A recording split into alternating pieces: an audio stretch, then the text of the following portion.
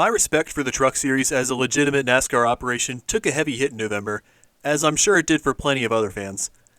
I honestly have lost interest in it as a whole after seeing just how seriously the sanctioning body actually takes it, which is apparently not even 1% serious. I didn't like it.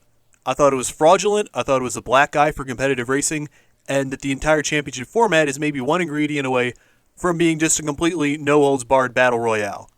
If the goal of every season, if the entire purpose of every season in the stage point, playoff round format is to get us to that ending, then what's the purpose of being an invested fan in the racing or being a part of the series in general, if NASCAR doesn't care? I already am not fond of what the Truck Series is today from a scheduling standpoint and how it affects the title and points. Let's take a look. 2023 had 23 races. And starting at the top, there's Daytona, a superspeedway, then Las Vegas, an intermediate track, but you're flat out for most of it. And then Atlanta, another superspeedway, Coda, a road course, Texas, which is another intermediate where you're flat out for most of it, and then Bristol, a dirt race. And then further down in the summer, there's another road course, and then Pocono, which, thanks to the really short length of it and the stage cautions, is just a guesswork of track position and when you make your pit stop. My point being, there are a hell of a lot of races that play out like a roulette wheel. Like, half of them, to decide your playoff seeding. The playoffs then start in early August and feature just 7 races in 3 months' time, culminating at Phoenix, a track that no one really likes as a grand finale. It was seemingly created for one purpose, and that was to manufacture exciting finishes. Keyword on manufacture.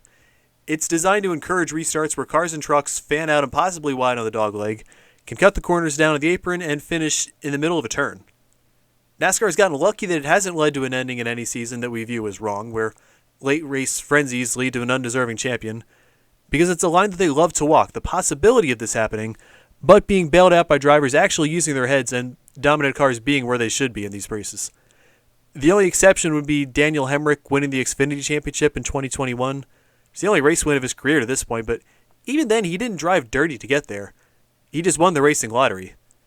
It's the kind of track format that encourages bad behavior, and when it crosses paths with the Truck Series, where bad behavior is seemingly encouraged year-round, it's a recipe for a looming disaster, and that finally came to a head in 2023. There's a lot of things I don't like about the series. I already mentioned the schedule, having stage points and stage breaks in a series where the races are that short, having way too many races on big tracks, the broadcasts being completely useless and borderline unwatchable, that's a whole other topic, the drivers themselves not being policed, and the sports headquarters seeming to be indifferent to all of these issues. The Truck Series used to be my favorite to watch, and it wasn't even close. But now with all of this and the loss of the race at Dover for me to go to also, I'm hurting. And after Phoenix, I'm wounded. I feel wronged. It's November 3rd, 2023. Phoenix Raceway, the finale. The final 4 drivers for the championship are Corey Heim in the 11, Grant Enfinger in the 23, Carson Hocevar in the 42, and Ben Rhodes in the 99. Heim is generally seen as the favorite to win, and even starts on pole. Not much happens the first 2/3 of the scheduled distance. It's a pretty safe and reserved race. Little tension building as the laps tick down, so what happened that left us all foaming at the mouth? It's with exactly 50 laps to go that the wheels start to come off. There's a pretty significant wreck where Connor Jones, a young driver who just earlier this season was penalized for intentionally causing a caution in the Truck Series, and was also suspended a race in the Cars Tour for rough driving, just completely wipes out Jake Drew. Not for the first time this year. He did a similarly bizarre move in the ARCA race here to begin the season. Back under green with 32 laps to go, Corey Heim finally works over Carson Hocevar for the top spot among the championship 4 with a clean pass. Coming to the start-finish line, Hocevar gives him a big whack, but Heim saves it. That's not good enough, and on the opposite side of the track, Hocevar cuts the corner and dumps him. Heim goes around, he collects Stuart Friesen, who was just minding his own business, and now he's up into the wall. There's absolutely no doubt that Hocevar wrecked Heim. 100% blame. He was trying to be, Dale Earnhardt and just intimidate him out of the way, and instead he wrecked him and got caught with his hand in the cookie jar because all the cameras were on him. He's mad in the truck, mad at himself, just visibly frustrated and beside himself. There was a lot of people, even some other drivers, who said that that was all an act. I hope that it wasn't. I don't think that Hocevar is that cold-blooded that he would intentionally try and play crash and dash without consequences if he thought he could play the poor pity me card. There have definitely been some drivers out there more than willing to just go play race car driver on the weekends with daddy's money and not really give a damn about anything. But Carson generally seems to like racing, like being a driver, and wants to be liked. He just screwed up.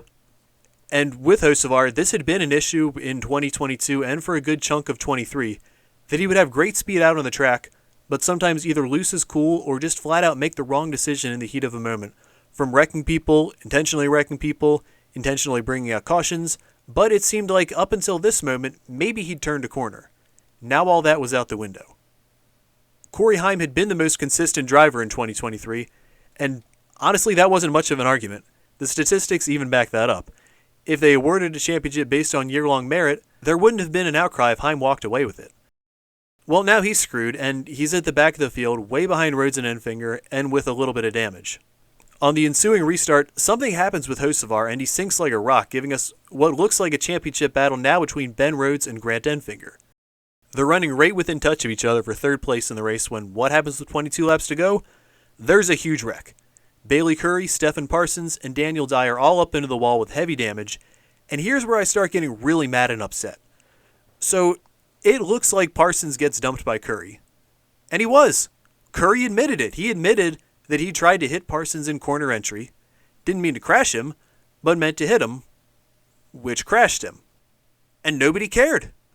Poor Daniel Dye gets collected up in it, ruining his night, and ruining the next day for him too. Dye was scheduled to run the Xfinity Series race, but after this wreck, wasn't medically cleared, and has to sit that out.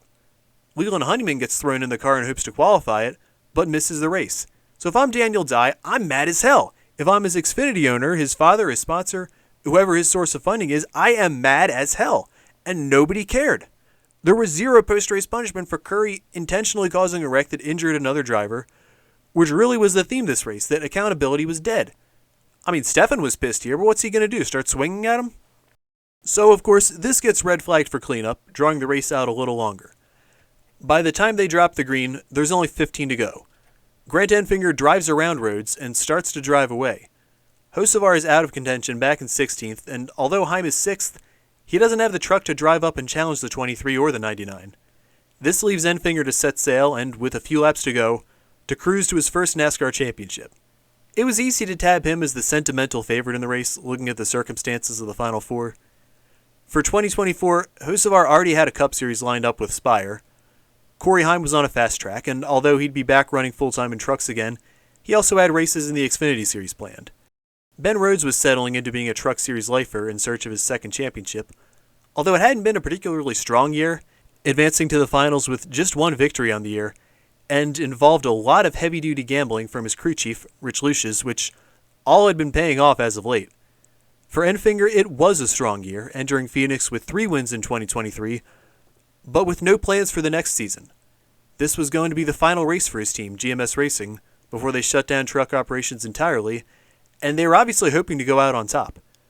Grant had been rumored to be heading to the 9 truck, which was later confirmed at the offseason, a team that had racked up a grand total of 1 top 10 finish in the previous 2 seasons combined.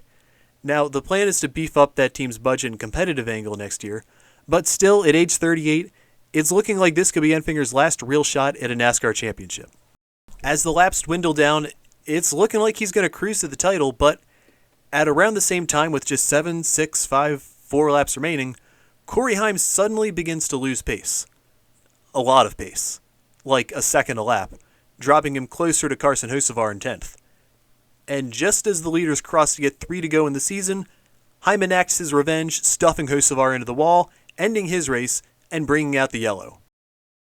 Throw out the script because all hell's about to break loose. NASCAR is going to get the late race frenzied restart of Phoenix that they were likely hoping for. Now, I think, by and large, the racing community was pretty disgusted by this.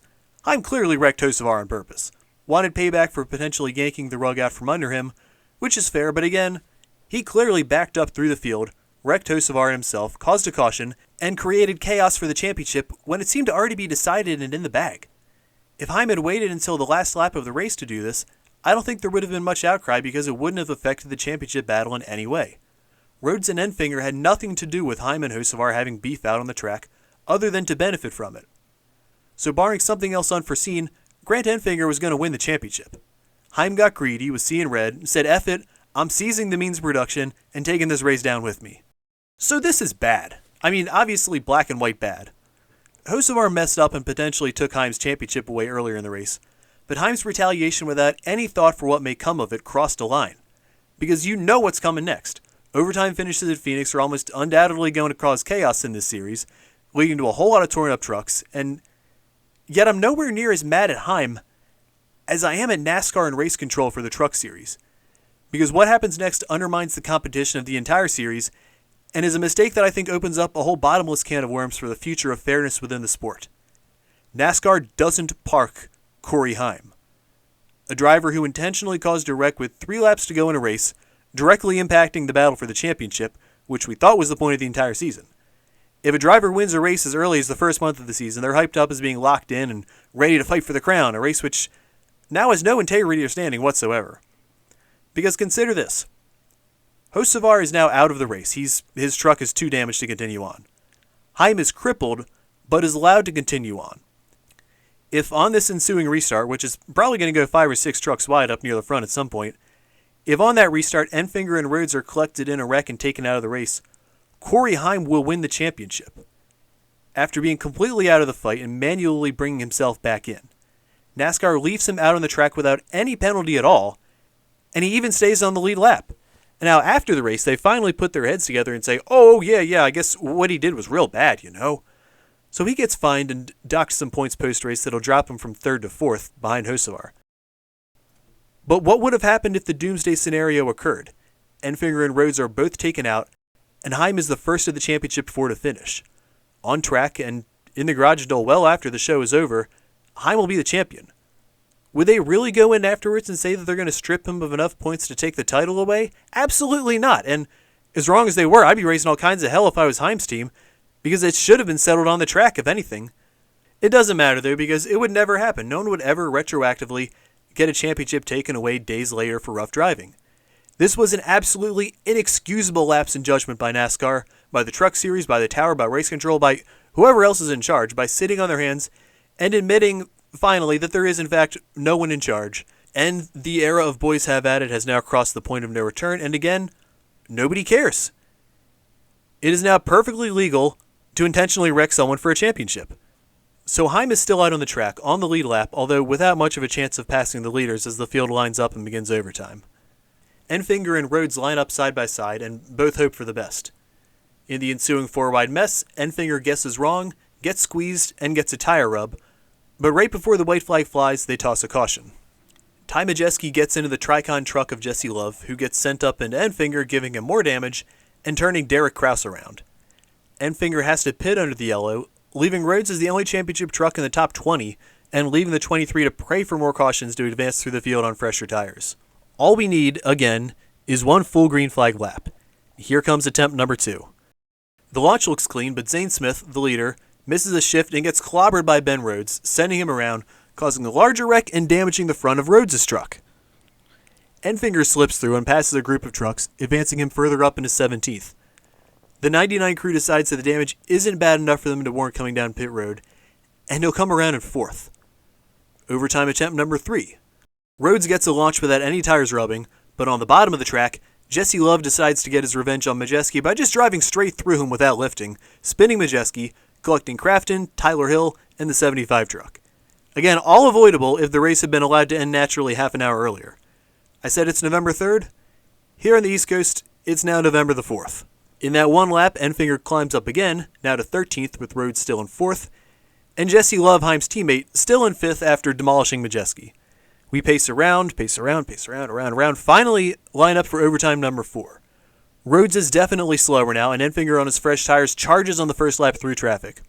Coming down the backstretch to the white, Tyler Ankrum blows a tire and plows into the wall, but NASCAR says, you know what, we're done with overtime, it's staying green. So Enfinger has one last lap to reel him in.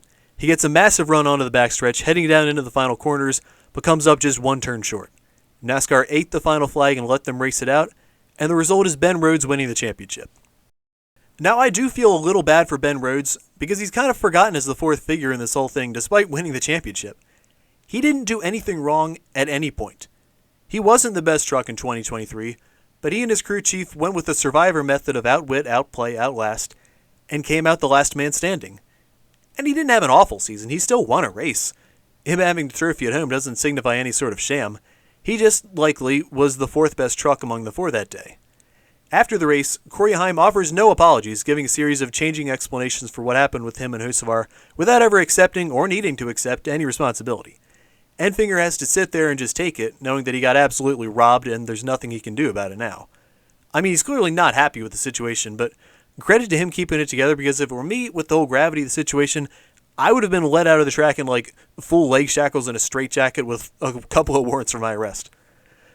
Like I said earlier, after the race, and because he didn't win the championship anyway, they do decide to slap Heim around some and drop him to fourth in the points.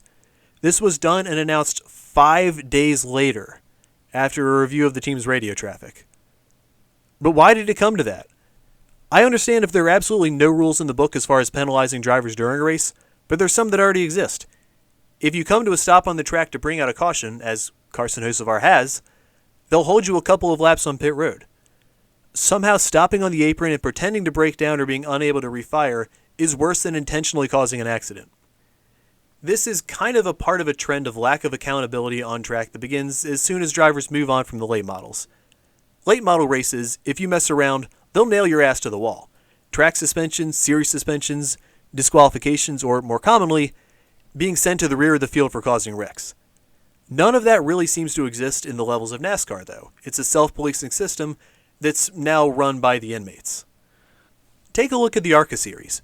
People quip that the trucks are the new ARCA, a series where a few veterans try and mentor and play adult daycare to up-and-coming drivers, and I can see that. Maybe it's needed because ARCA doesn't have those safeguards anymore. By and large, there isn't anyone laying down the law there, either on the track, in the garage, or in the tower. For a few years now, the Gibbs 18 car and the Venturini 20 car have been for the most part the only competitive cars on the track capable of winning races, and yet they do not stop fighting with each other, no matter who's driving. You bumped me this race? Okay, I'll try and put you firewall deep in the fence the next race. Grudges and beefs and dust-ups over what seemed like absolutely nothing, and again, nothing happens and nobody cares. Maybe at worst there's a slap on the wrist, but they're mostly left to just play bumper cars out on the track. So maybe it's not a coincidence that Corey Heim and Jesse Love were the last two drivers of the 20 car and got used to being able to do whatever they want without the sanctioning body stepping in and issuing any kind of penalties. The teams won't. When you're running developmental or rental programs, you're no longer the team owner. Because what, are you going to park the guy who's bringing you money to run the team in the first place? That kind of attitude has led to a significant downturn in on-track etiquette. We saw it with that series at Mid-Ohio this year. Sean Hingorani and Dean Thompson, allegedly teammates, are fighting for the win coming to 7 laps to go. Hingorani leans on Thompson, so Thompson kind of runs him off the track. Hingorani spins out, but at a spread-out road course, there's no caution. Hingorani had been promoted earlier in the Fox broadcast as someone in the Toyota development pipeline that they had their organizational eye on, which is also a complete fabrication. It's his second year as a driver total. Toyota is not going to scout a first-year driver who had a single pro late model win and decide to add him to their elite ARCA program and fully sponsor him across several series. That's not even close to how it works, but, whatever. Back in this race, Hingorani, who has apparently never been told no or been talked to about racecraft or rules, isn't happy that he's now been relegated mid-pack with a few laps to go, and he needs a caution. First, he decides to spin out 73-year-old veteran Bob Schacht, who was minding his own business out on the track. With the 15 of Sean Hingorani where he spun you, what did you see from your viewpoint? Well, the kid's an idiot. I mean, I got into the grass there a little bit. When that didn't work, he decides to just roll around half speed until the leaders catch him again. On the last lap of the race, he waits around and runs Dean Thompson, still in second place, off into the sand trap where both get stuck. You'd kind of expect NASCAR and ARCA to drop the hammer on him here, but instead he gets a one-race suspension from the ARCA series, which he isn't even running full-time. He still drives every race in the ARCA West series, in the top car, and wins the championship. Despite these transgressions, Can't for the life of me understand why this kid, Hingorani, is an absolute turd on the track. I mean, if you think this kid would learn his lesson, I don't know, the first 15 times he's dumped somebody this year, and I don't know. This was kind of a tangent way off from the truck finale race, but goes to serve a point that there aren't any real consequences for anything anymore. I kind of expected something to happen after the season, either a shake-up in the officiating room, outlines of new rules regarding driver conduct and in-race penalties, But again, nobody cares. NASCAR is satisfied with the status quo, despite it leading to the championship race being turned into a shambles and nearly awarding the trophy to someone who fixed the race. As of now, in 2024, the rulebook is the same, the schedule is nearly the same, the championship format and venue are the same. And you know what? I don't find myself caring about it nearly as much as I did prior to last year.